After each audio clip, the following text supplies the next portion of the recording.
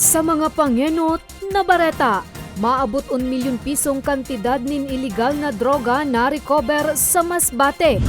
Para sira gadan kan masabugan nin dinamita sa Masbate. 5 anyos na aki gadan kan malamos sa Sorsogon. Albay Provincial Jail day mo na maako nin dalaw sa mga PDL. Asin Santo Domingo National High School Radio Broadcasting Team angat sa katatapos pa sa ng Radio Festival kan PUP.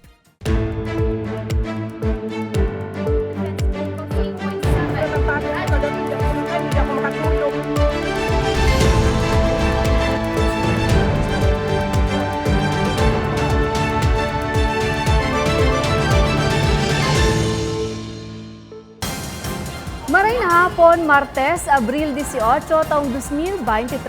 Uninan mga baretang Tatak, Bicol. Madadamugman ang mga baretang ini sa 88.7 Radyo Ragon Catanduanes, asin 90.7 Radyo Ragon Legazpi. Maabot sa 1 milyon pisong kantidad nin iligal na droga na kumpiskar sa Masbate. Target sa operasyon, arestado. Detalye sa report ni Nomer Corporal.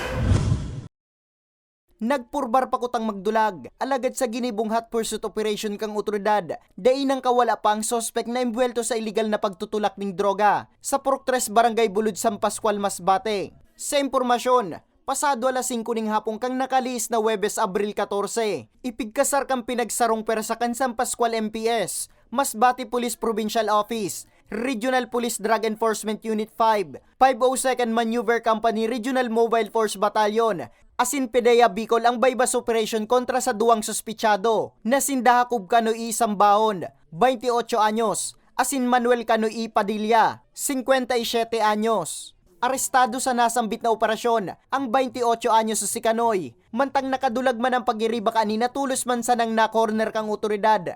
Na yung mga katatakbo po ni Canoy is mga operatiba po natin. Kasi siguro napansin niya, may resemblance ng pagiging men in uniform, although nagpaka-plain si Propos natin. So, matagal na po natin itong niluluto, itong target na itong mag-ama na target. Nakumpiskar sa mga sospek ang nagkapirang transparent plastic sachet na may laog na pigtutubuda na shabu na nagkakantidad 990,400 pesos. Apwera sa droga, nakumpiskar man sa mga sospek ang manlaing-lain pang drug paraphernalia. Actually, sir, itong mag-ama po ay dating mga drug surrender na rin po, sir. Yun nga, siguro wala nang ibang source of naabutan ng pandemic. Kaya ngayon, sir, naisipan nila ulit na mag-deal ulit ng illegal drugs. Actually, sir, based on our interview sa mag-ama, last year lang po ulit sila bumalik sa sir. Kasi yun nga, may naghahanap talaga ng pinanser na babagsakan dito. Sa presente, nasa kustodiya na kang San Pascual MPS ang duwang suspitsado na naampangunyan sa kasong pagbalgar sa Republic Act 9165 o Comprehensive Dangerous Drugs Act of 2002. Para sa mga baretang Tatak, Bicol, Nomer Corporal. Albay Provincial Jail day mo na maako nin mga dalaw sa mga PDL. Ang rason aramon ta sa report ni Carmelo Balya. Day mo na maako nin dalaw, inian padagos na pigbiklad kan manehamiento kan Albay Provincial Jail. Sigun sa Assistant Warden kan Provincial Jail, inibilang lakda nga ni maibitaran ang paglakop nin helang sa mga PDL o persons deprived of liberty. Pagduduon pa kan opisyal, temporaryong suspensyon man sa naini, huli sa padagos man na paglangkaw sa kaso ng COVID-19. Base naman sa datos kan Department of Health o DOH Bicol. For April, nag-decide si Warden na gibuhon na Family Day, April 16 ang start, every Sunday yon. Obliga kami na for prevention, na dahil na mag-spread if ever man, na i-hold mo na temporarily until further notice.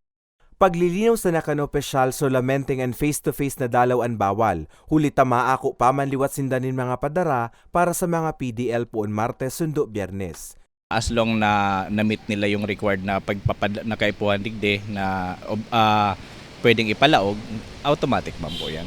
Sa presente, apwera sa COVID-19, pigmumonitor man kan Albay Provincial Jail ang iba pang helang na posibleng magburutwaan urog na ngunya na tag-init. Para sa mga baretang tatak Bicol, Carmelo Balya. Stakeholders as in partners kan PDEA para sa Barangay Drug Clearing Program pigpa sa irarom sa training. Detalye sa report ni Carmelo Balya. Nagtiripon ang focal persons kan man iba-ibang ahensyas de gobyerno as in LGU sa Albay sa primerong aldaw kan training of trainers on Barangay Drug Clearing Program kan PDEA Bicol. Si Andres as in Mark Ian, pigpapasalamat ng gad na igwang siring na espuersos ang PDEA sa siring kayang pagtiripon na dudugangan dan sa indang kaaraman urog sa pagpuho kan paglakop kan illegal na droga. The good thing in this is the learning capacity being integrated in the lectures of the PDEA, including the Philippine National Police. Important po ini sa muya na mga katabang sa pag-implement ki mga anti-drug abuse program sa mga munisipyo kasi gusto ipadagos maray na kalusugan kang sa tuyang mga kabataan and makalikay man po sa bawal na bisyo. Sa lindong kan training, may mga nakalatag man naman na inlain na aktibidad na dapat mairas man kan mga partisipante sa indang lugar. Main objective ta po digdi is mababa ta talaga hanggang sa barangay level ining sa tuyang anti-drug advocacy campaign lalong-lalo na ining mga drug preventive education seminars ta ining mga demand reduction strategies ta. Asigurasyon ni Briguel padagos sindang makondusir ng mga aktibidad na makakapagpabaskog sa kaaraman kan sindang stakeholders as in partners. Ini po naging successful and makaukod ini and maging mga trainers ining mga tigdi-train tangunyan. Daina po siguro kaipuhan ni PDEA na from time to time maduman sa barangay makandak yung mga anti-illegal drug lectures, mga anti-illegal drug seminars. And mismo sindana ang yaon duman para bilang frontliner ta digdi sa demand reduction strategy ta manungod sa illegal drugs. Madurar ang pagtiripon sundo sa aga. Para sa mga baretang tatak Bicol, Carmelo Balya. Para sira agadan kan masabugan nin dinamita sa Masbate. Asin Santo Domingo National High School Radio Broadcasting Team angat sa katatapos pa sa ng Radio Festival kan PUP. Yan asin iba pang bareta sa samuyang pagbabalik. Tucked away in the province of Albay, known for its perfectly shaped Mayon volcano, Misibis Bay Resort, a locally owned 5-hectare private island resort. The resort is ready for all those looking to balance tranquility and adventure. This tropical destination is where guests can either choose to relax under the palm trees or have an adventure under the sun. It features modern and luxurious rooms and villas, recreational facilities, and sophisticated services.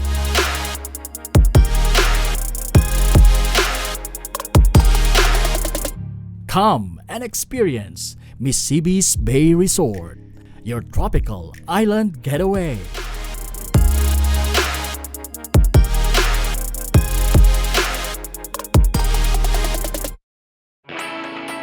Naghahanap ka ba ng trabaho? Marunong ka bang mag-shoot ng video? Mag-edit? Magaling ka ba sa social media? Willing ka bang matuto? Graduate ng journalism o may alam na sa media? Apply na dahil naghahanap kami ng videographers para sa Camarines Norte, Sorsogon, Camarines Sur, Catanduanes at Masbate. Ipadala ang inyong resume sa actioncallcenter@gmail.com at maging pinakabagong miyembro ng aming team. Tara na! Apply na!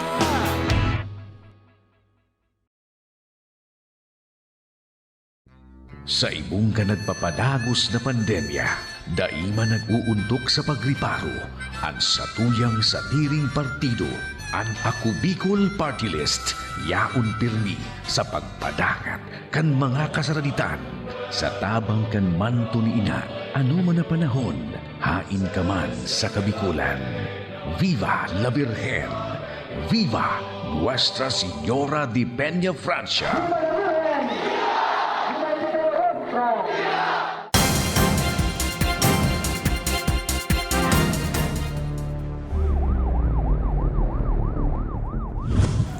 Nagbabalikan ako Bicol Online TV. Para sira agadan kan masabugan nin dinamita sa Masbate. Duwang iba pa irido. Uyaan detalye. Nagkagutay-gutay ang pirang parte kan hawak kan 23 anyos na si Jake Quiñones magin ang piglulunadan kaining bangka kan suminabog ang dinamit ang gamit sa iligal na pagsisira. Alauna nin maagahon kan Abril 14, 3 kilometro ang rayo sa kadagatan sakop kan sa iyang residensya sa barangay Nagaraw, Placer, Masbate. Sigun sa PNP, sarong concerned citizen na nagpaabot sa indanin sumbong dapit sa nangyaring pagsabog sa follow-up investigation na pag-araman na apwera sa biktima. Iba man kay niyan duwang lalaking tugang asinan sa indang padre de pamilya. Nangyari ang insidente kan magpurbar subuot ang biktima na itapok ang kapot na dinamita na nasa laog nin sarong bote nin alak alagad basang nasa nang suminabog. Dead on the spot ang biktima mantang lugadan ang sa indang padre de pamilya asin sarupang kaibanan na tugang. Maswerteng dai man nalugadan ang minor de edad kaining tugang na iyo ang naghagad nin asistensya ngani maidara sa ospital ang sa iyang mga kapamilya. Then, ang under investigation pa po ito na kaso, ma'am. Yung bangka po nila, ma'am, ay tinanover po namin muna sa barangay Nagaraw, ma'am, for further investigation. Sa pagsuysoy kan otoridad, mayo man subuot na record ang pamilya Quiñones sa iligal na pagsisira. Pinagaaram pangunyan kan otoridad kung sa ingikan ang ginamit na dinamita kan mga biktima. Basado kaya sa saindang ginibong inspeksyon sa harong kan pamilya. Magin sa pagsadiring gamit na bangka, mayo man subot sindang nahiling digdi na traces kan mga sangkap sa paggibo nin dinamita.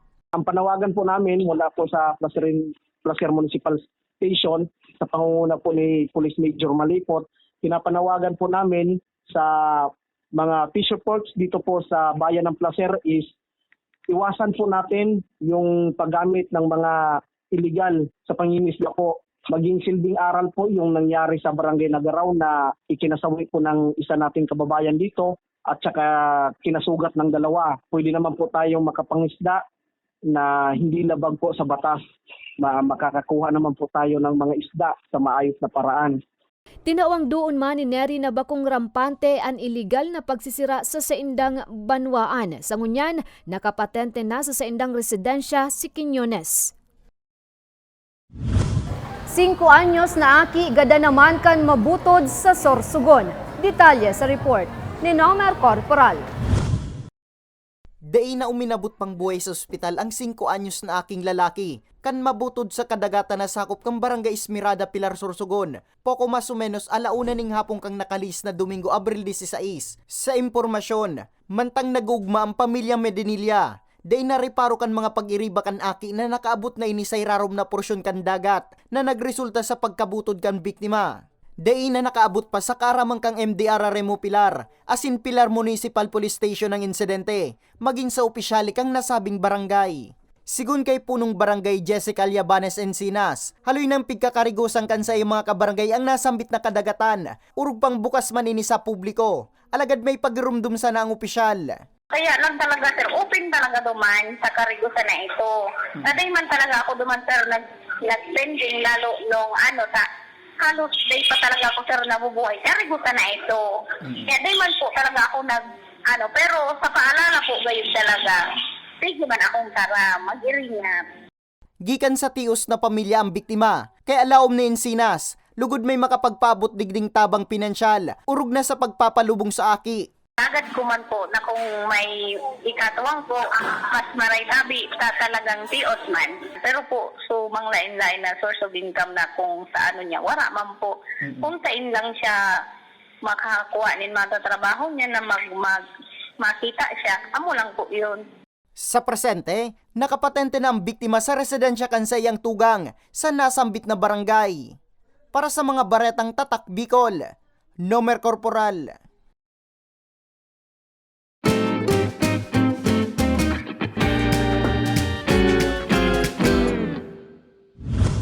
Santo Domingo National High School Radio Broadcasting Team angat sa katatapos pasanang Radio Festival kan PUP. Ang detalye aramon ta sa istorya ni Carmelo Balya. Pigpapasalamat ng gad kan mga estudyante na miyembro kan radio broadcasting team kang Santo Domingo National High School ang pagkakapili sa indabilang People's Choice sa katatapos pa sa ng PUP Radio Festival kan Abril 16. Pagbibida kan radio anchors kan grupo na sinda Samantha Sinmurin, an onra, resulta man sa nakan paggamit ninda sa mga ipighiras na kaaraman kan sa indang coach na si Teacher Nel Ibuenga. Yung disiplina po, disiplina, tapos yung determinasyon para maganda yung magiging performance namin. Yung motivation me po, yung ngunya na award me, para po mas mabuild pa yung confidence me, para manggana po sa next na gagana po na event po para sa broadcasting. Polytechnic University of the Philippines College of Communication an organizer kan kompetisyon. An coach kan SDNHS Radio Broadcasting Team labi man syempre kaugmahan. Dain niya kaya dahunaon na mariresibin ninda ang nasambit na onra urug pang sarong simana sanan sa indang naging preparasyon. Bali pig-post ninda sa mga entry sa Spotify, tapos pigpabutuhan ninda. Tapos kami man pigpaisip man nila kami na pwede man kami mag-gain ki support. Tapos, so inagad ko man sa support kan community sa Santo Domingo National High School. Overwhelming man sa support, kan gabos na mga ka-intra, pati mga co-teachers ko. Dugang pa ni Ibuenga, may mga alumni man sindang nagbale sa kompetisyon sa College Division na People's Choice man. Nakuha lang talaga minor awards, pero nakulaan ng consolation since first year pa sa na kami nag-intra. So bali ang objective mi ngunyan, aadalan mi sa tulong ng gana. Tapos aarugon mi sa style nila. Tangaling next year, hopefully bako sa nang consolation mako ami. Sigun kay Ibuenga, dakulang bagay ang siring na pagbisto, hulita lalo pasubot ining mataong inspirasyon sa iba pa nindang estudyante. Para sa mga baretang Tatak Bicol, Carmelo Balya. Asin yan ang katiripunan kan mga baretang Tatak Bicol. Ako si Jen Nunez. Salamat!